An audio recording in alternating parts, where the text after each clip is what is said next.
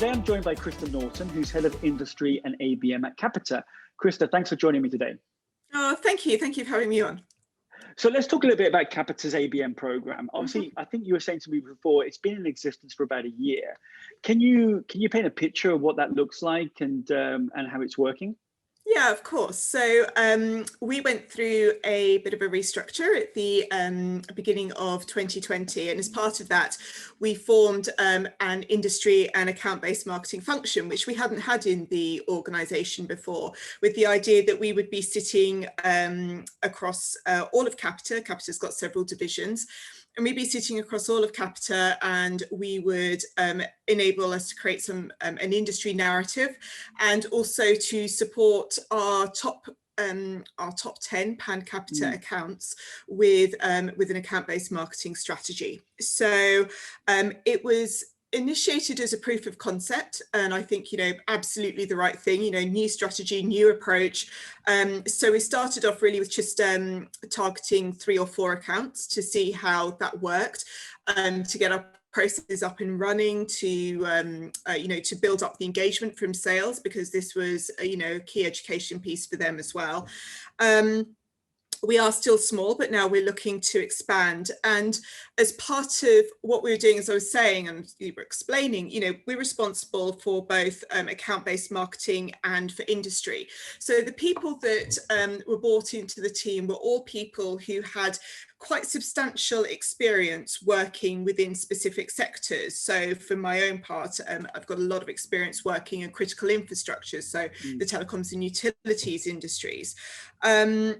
And one of the reasons for doing that was so that when we then started to talk to what were very, very senior salespeople within the organisation, we instantly had some credibility, because we did know the industries, we understood them really well, we understood the challenges they were facing. So, instantly credible at the table.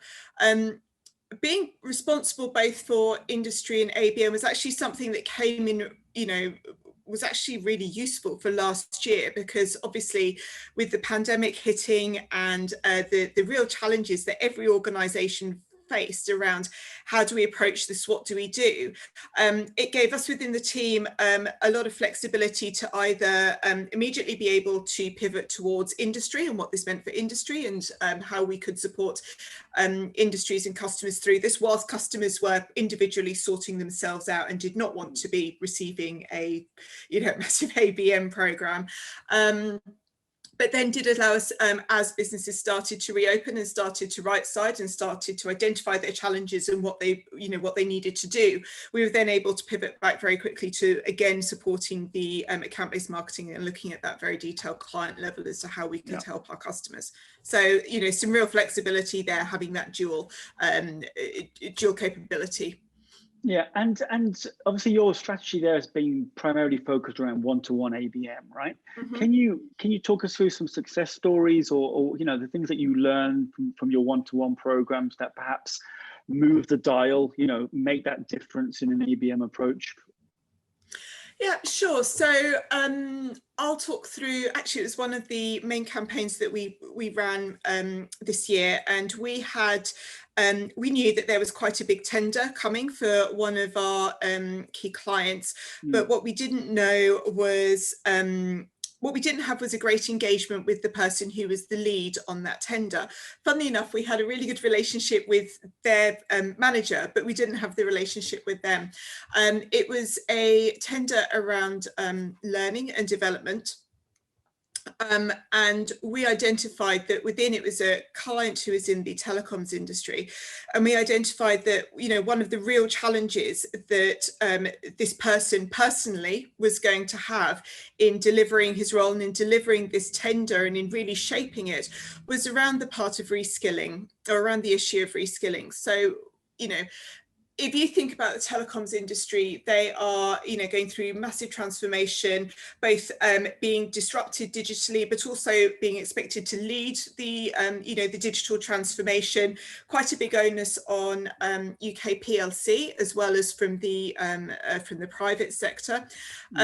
So what we did was we put together a program of thought leadership specifically around reskilling, and we put him at the centre of it, and we and a couple of other clients for whom it was also relevant, because you want some sense of scale sometimes with these things. And what we did was we set up a roundtable, and it was a physical roundtable at the time, must have been one of the last ones we did, and all around the issue of reskilling. And we invited him to join us, but we invited other people from across industry so that we could facilitate cross-sector learning, because we found that one thing that's really, really valuable from a Capita perspective, and one of the USPs and one of the real tangible offerings that we can take to our customers, is our ability to bring together perspectives from different industries and from public sector as well. So you get this real diversity of thought and a real sense of cross-learning. To be honest, they know what's going on in their industry, but we can bring together these learnings. So we had somebody from a utilities organisation, from a banking organisation, from third sector we had coming along. It's hosted by an organisation chaired by Management Today. We had our own consulting team, specialists there talking as well, and just really explored all the challenges that organisations were facing around reskilling and what they were doing to address some of those challenges. So really, really interesting roundtable. We made sure that we had arranged for the for our own account lead to be in attendance, so he could then pick up and they could have a meeting directly afterwards. The account lead said it was a fantastic meeting, because all of a sudden, from me being a very tactical arm's length conversation, suddenly it was a much more strategic conversation. The customer's much more open about his challenges, because he'd had this experience of a very, very strategic conversation and seen the thought leadership that we could offer. What we did off the back of that actually was to create a white paper where we sort of explored the results of the white paper. We explored the results of the roundtable. We overlaid some really fascinating data that had come out from the World Economic Forum about the sorts of skills that were in decline versus the skills that were in growth. And we also overlaid that with some data from the ONS about the sorts of skills that they were seeing being disrupted in the UK. So put together quite a compelling round paper. But what we did was make it industry specific, and what we did was to call out a lot of this guy's quotes, so that he looked like the real hero of the piece, that, you know, his perspective was positioned by us as being really at the pinnacle of this issue. We sent him a copy of the white paper as well, but we sent it to his manager, with whom we had the relationship, and to several other people that we had relationships within the organisation as well. Again, really heroing him as a thought leader, and you know, bringing together a lot of the strands that had been discussed in the roundtable. And as a result, he invited us to come in and present to his peers on the challenge of reskilling in the organisation. And so we delivered that as a webinar a couple of months after the roundtable, and we delivered it to just over 50 executives, directors within the organisation with whom we'd had no relationship at all.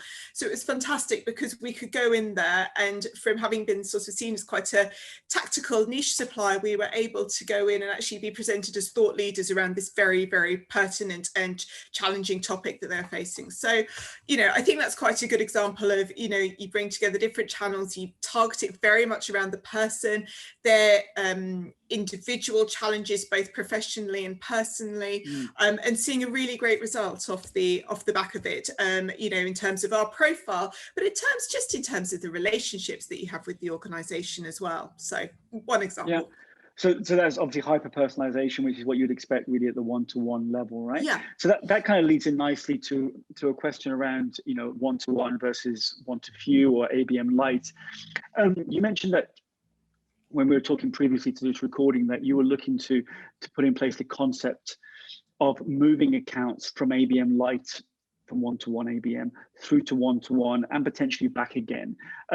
What do you think you're going to find if you're actually putting that in place now? What do you think you'll find with that process? Well, I mean, to my mind, you've sort of got three very interlinked strategies, and taking away the sort of ABM at scale. You know, you've got your one-to-one ABM, you have got your ABM Lite, and you've also got your deal-based marketing as well.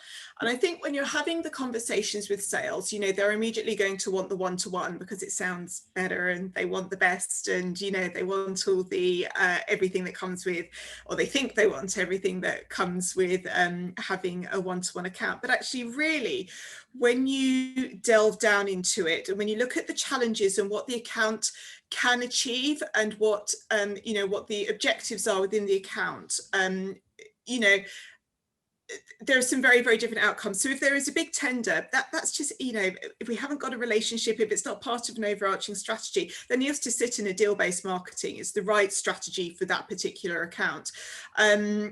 I think in terms of one-to-one and an ABM Lite, you know, there are reasons why you would move them around. You know, I think you need to understand, you know, what's happening in the account. Is the account in ascendancy, or is the account in decline? And why is that? And, you know, is that an opportunity for us, or is that, you know, actually it's not a good idea to invest a huge amount in this account because actually we think it's going to get taken over you know, it's going to get disrupted in some way, and we need to, or do we want to invest because we think it's going to get taken over, and we want to make sure that we're in a really good position because that takeover represents an opportunity for us? You know, we need to consider what the relationships are like. You know, if you have no C-suite engagement at all, then going straight in with a one-to-one is probably going to be a really hard piece of work. You're probably going in at an ABM Lite and starting to build up that relationship. I think you need to understand whether the account is receptive or hostile. You know, if there are a lot of service challenges, if for whatever reason you're not delivering against the contract, then, you know, an ABM program can be really tone deaf. I think sales engagement is key. And ensuring that, you know, there's the willingness on the sales side to go into a one-to-one, and if there isn't, then that again speaks to more of an ABM Lite whilst you demonstrate the value, because a lot of the time, you know, with ABM, it's about, you know, it's not a new strategy, but it's you know, we're still in the early adopters, aren't we? So it's a case of, you know, maybe having to really demonstrate the value to the sales team, so getting them on board. I think it's really important to understand what is going on in the funnel. You know, is this an account where, you know, there are some, you know, 2 or 3 major bids that we really need to work on as part of an overarching strategy? You know, where are we expecting to go? What's the funnel looking like? What are the challenges around the funnel? You know, have you got, you know, 80 million, but it's all sat in qualification, or if you got, you know, 80 million, but it's all sort of slightly further on? Because I think that talks to, you know, what is the account looking to achieve, and, you know, what are the objectives, and therefore what's the right strategy? And that's why you need this fungibility, because strategy changes, the accounts change, the needs of the account and what's going on change, bids come in and out, you know, things get qualified in, get qualified out, people within the account change. You might suddenly get someone coming in who's got an amazing relationship with the C-suite, and you're saying, well, actually, no, this isn't, you know, you need to be able to respond to that. So that's what I was sort of saying, you know, you've sort of got this triumvirate of different strategies that you can bring to bear, all of which are similar, but very much not the same. And I think, you know, being able to move around just means that you can invest, you know, your people, your resources, and your budget most effectively to get the best outcome for what you want for your clients. And you know, obviously from your one-to-one programs, what do you think is the greatest learning you'll take from your one-to-one through to your ABM Lite? I think there's a few things. I mean, I think for me, it has to be about clarity of outcome. You know, again, one of the things you risk doing, I suppose, when you start an ABM strategy is you start to, you know, obviously you go in and you sell it as this, you know, we quote the Gartner statistic about seeing a 20% uplift in pipeline and closed business, and, you know, because we want to get that buy-in. But I think you need to be really clear on actually what it is that you're going to deliver and what you need from the salespeople in order to be able to deliver that. And, you know, that real clarity around this is a partnership, and it's got to work both ways, and you've got to have both sides really fully engaged and committed to delivering. And I think that comes from marketing. It's resource heavy, so we need to make sure that we are, that we do have the resources to put behind it. Otherwise you get very burnt out people not doing everything that they want to, and I think from the sales side you've got to have that buy-in as seeing marketing as your partner at the table. So yeah, I think that's and I think, as I was just sort of saying before, ABM from a one-to-one basis and ABM Lite, they are not the same thing. So we've been looking at some proof of concepts around ABM Lite over the past couple of months, and our first proof of concept around ABM Lite, yeah, that's just turned straight into a one-to-one program because we weren't clear about the outcomes, and we didn't put in some really strict boundaries over what ABM Lite was. It was our first proof of concept, so it's a really great learning. It was maybe not the right outcome that we wanted, but you've got to learn from these things, and it's about failing fast. You've got to get these things wrong to figure out how to get them right sometimes, especially it's different in every organization. So ABM Lite, definitely not a smaller version of one-to-one, a different strategy, and I think that's probably the greatest learning that I've had to date. I think that's a really good definition, to be honest, Christa, that they're not ABM Lite or one-to-few ABM is not the little brother of one-to-one, right? No, not at all. And interesting, you touched on there the whole idea about sales and marketing alignment, which is which is an interesting topic. I know a lot of people are talking about it right now. So, in my head, ABM is just marketing without sales. And I know you're a huge believer in building, a really strong relationship with sales, even a contractual relationship. So can you talk us through the relationship that you have with your sales teams there and what you're seeing is working with sales? Yeah, sure. I mean, I very much see ABM as, it's a partnership between marketing and sales. And when I'm talking to my salespeople about it, because, we've had to do a learning process from the marketing side, we've had to do an education process from the sales side. And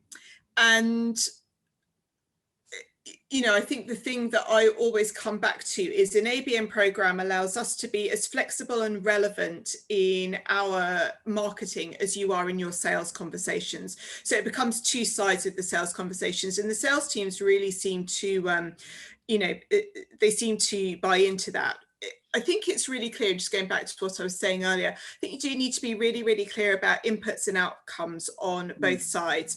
And so when we have been talking at a strategic level with our sales community, we've been really clear to say, look, this is what we will deliver, and these are the sorts of outputs that we expect to see. And by the way, we'll take we're willing to have our own pipeline target as part of that. But we can't deliver that unless you deliver X, Y, and Z as well. And that means, engagement as a partner at the table. It means, having that engagement and input into the account plan. It just means being aware of what's going on. Now, I think sometimes where that falls down, that I've seen, and I suppose one of the learnings, forever learning in this job, but one of my learnings is really about making sure that you're speaking the same language. And that's why I guess I use the word as a sales and marketing contract, because that's, sales get that idea. And it's, I suppose that one of the reasons why I use the word contract is the idea that that's a partnership of equals. It's not a covenant. This is a contract, and it really builds on that idea of the partnership, but it also sets out up front what the expectation is from sales. And it does enable us to say, if you aren't able to deliver this for whatever reason, and that might be because actually you're not bought into this process, or it might be because the account isn't quite right at the moment, it's not mature enough, or it might be for 101 different reasons, then actually, an ABM program isn't going to work. So we should look at another strategy to help you achieve your objectives for the account. And I think when you can have that sort of very open and honest conversation, that that sales guys buy into that, and it enables us to position ABM very much is a privilege to the account as well, not to the sales team, but to the account. I mean, to run an ABM program effectively requires a huge input from sales, a huge input of time resource from sales, a huge input of time and people and money from in terms of marketing budget from the marketing side. So we want to make sure that that's the right account, and that, you know, it's the right accounts that are getting the privilege of that support and that engagement. You know, so I think those are sort of my views in terms of, you know, engaging with sales. And obviously you mentioned there about this kind of idea of that marketing or the ABM team there at Capita have a revenue target. And you also mentioned previously when we were chatting that obviously you attribute it in Salesforce and you kind of record it, etc. How has that changed the perception of ABM in the wider organization, or even up to the C-suite of Capita? Has that kind of raised the profile of you and your team there? Well, I think the first thing I'd say is that actually it's not just the ABM team, the entire marketing function has a pipeline target, and that's something that our Chief Marketing Officer, Antonia Wade, instigated when she came into the business, and I would say that it's fundamentally changed the position of marketing. You know, when you take a pipeline target, you know, the first thing that you then have to put in place is a really, really broad set of metrics to demonstrate how you are helping to meet that target, because it's not just about origination. That's probably one of the more, you know, straightforward, you know, we found this opportunity, that then goes pipeline, fine. But I think a lot of marketing, especially in the ABM world, that's about attribution, that's about influence. So finding the different metrics to demonstrate that you are having a tangible impact is really important. And I think the level of reporting that we provide into the business gives us a level of authority that we didn't have before that. So in a way, taking the pipeline target, which is, you know, I know a lot of businesses do it. It is a brave step, but as I said, you know, Antonia was very clear that that was essential for her in terms of being able to, you know, to step up and you know, have some, you know, be able to talk authoritatively about how we were supporting growth within the business. You know, I think that has fundamentally changed the way that we're seen, because there's something tangible that, you know, we're both held to, and it again just builds on that sense of partnership, that it is sales and marketing working together. And actually within Capita, you know, we are all the same team. It's we both sit under growth, and we've got a chief growth officer, and it's all about working together. And you've got to be working towards the same targets if you're going to work together. That's just, you know, essential. Yeah. And talking about your ABM strategy there and the various building blocks that make up an ABM program, you know, ICP, account selection, value proposition, etc. Where do you and your team there, where do you spend most of your time, you would say? I think it's got to be research, and that's a really broad term, yeah. But research has to inform everything. You have absolutely got to understand your client, their challenges, both the personal and the professional challenges of the individuals that you are dealing with. So we do a lot of persona profiling. You've got to understand the different relationships within the organization. You've got to understand how they perceive you. You've got to understand where you've got influence and where you need to build it. You've got to understand, you know, what's keeping them awake at night, where they are positioned within industry, you know, the risks and threats. It's all got to be around research. You've got to understand that, and that sort of flows into understanding their problem statements, and how you might then want to start addressing those. Because if you don't understand that, you cannot begin to hope to be relevant to them. You know, a sales guy would not be successful if they went into a conversation not understanding what their client's problems were. And we have to have that exact same diligence, that exact same level of understanding.